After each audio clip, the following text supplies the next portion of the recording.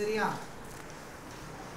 Good morning. நான் இன்னைக்கு என்ன ஸ்கீம் சொல்ல போறேன்னா ஜனனி சுரக்ஷா யோஜனா. இது எப்போ லான்ச் பண்ணாங்க அப்படின்னா ஏப்ரல் 12, 2005ல யார் அனௌன்ஸ் பண்ணாங்க? அப்போ இருக்கிற அந்த ஹானரபிள் பிரைம் மினிஸ்டர் தான் அனௌன்ஸ் பண்ணாரு. இது எதுக்காக பண்ணுறாங்க அப்படின்னாக்கா அதாவது போஸ்ட் டெலிவரிக்காகவும் ப்ரீ டெலிவரிக்காகவும் காஸ்ட் லோ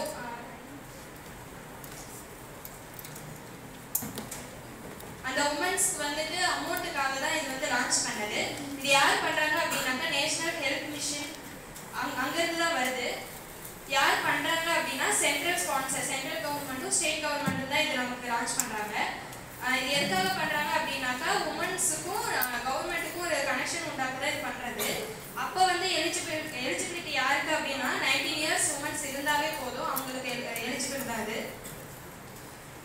இப்போ 2025ல ஜனனி சிசு சுரக்ஷா கரியாகிராம் அப்படிங்கிற ஒரு ஸ்கீமோட இதையும் சேர்ந்து தான் பண்ணுறாங்க. இந்த ரெண்டு ஸ்கீமும் லிங்க் பண்ணி தான் பண்ணுறாங்க.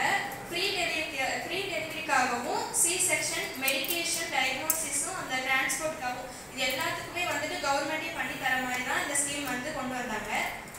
இப்போ எலிஜிபிள் யாருக்கு அப்படின்னாக்கா எக்கனாமிக்காக வீக்னஸாக யார் இருந்தாலும் உங்களுக்கு இது எலிஜிபிள் தான் சொல்கிறாங்க. பேர் ஜனனி சிசு சுரக்ஷா காரியக்ரம்.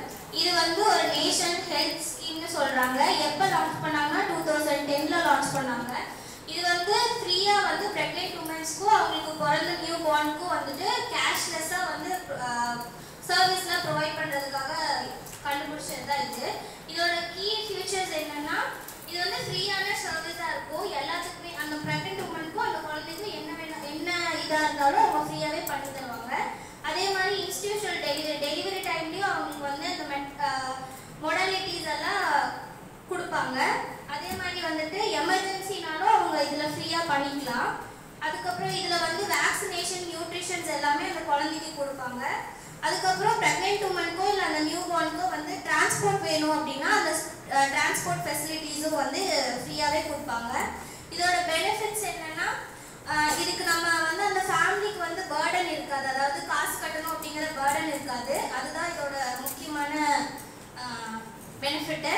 அதுக்கப்புறம் இது யாருக்கெல்லாம் இது அப்ளிகபிள்னா ப்ரெக்னென்ட் உமனுக்கும் நியூ பார்னுக்கும் மட்டும்தான். இது யாரால இம்ப்ளிமெண்ட் பண்ணப்பட்டுச்சு அப்படின்னா government health facilities, public private partnership, அதுக்கப்புறம் கம்யூனிட்டி ஹெல்த் கேர் ஒர்க்கர்ஸ்னால இது இம்ப்ளிமெண்ட் பண்ணாங்க. இதில் என்ன சேலஞ்ச் இருக்குன்னா இன்ஃப்ராஸ்ட்ரக்சர்ஸ் கம்மியாக தான் இருக்குது. அதே மாதிரி ஹெல்த் கேர் ஒர்க்கர்ஸ் ஷார்ட்டேஜாக இருக்காங்க. அப்புறம் சோஷியல் அண்ட் கல்ச்சுரல் பேரியர்ஸ்னால இது லிமிட்டடாக இருக்குது.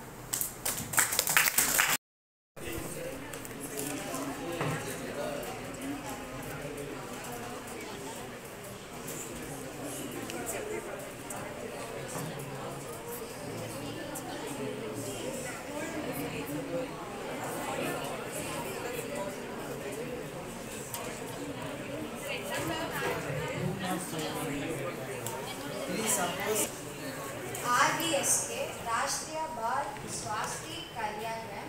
இந்த ப்ரோக்ராம் எதுக்கு கொண்டு வந்தாங்கன்னா சில்ட்ரன்ஸோட ஹெல்த்தை ஸ்க்ரீன் பண்ணுறதுக்கும் அதுக்கு ஏர்லி இன்டர்வென்ஷன் சர்வீஸ் கொடுக்கறதுக்காகவும் கொண்டு வந்தாங்க. இதில் என்ன பண்ணுவாங்கன்னா ஃப்ரம் பர்த்லேருந்து 18 இயர் வரைக்கும் இருக்க குழந்தைங்களுக்கு என்னென்ன ஹெல்த் கண்டிஷன் இருக்குன்னு செக் பண்ணுவாங்க. ஸோ அது கண்டுபிடிச்சதுக்கப்புறம் அதுக்கான சர்வீசஸையும் அவங்க ப்ரொவைட் பண்ணுவாங்க.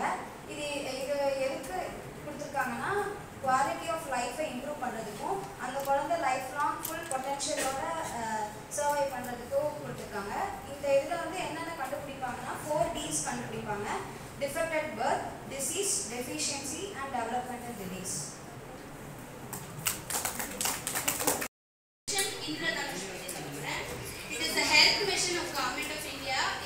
டிசம்பர் 25, 2014 லான்ச் பண்ணாங்க.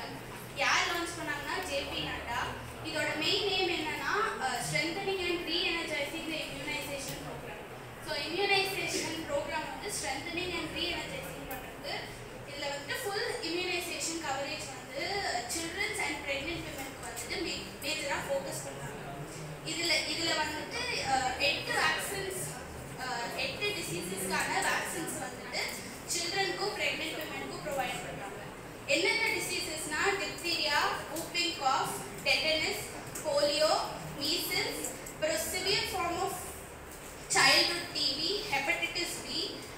meningitis and pneumonia.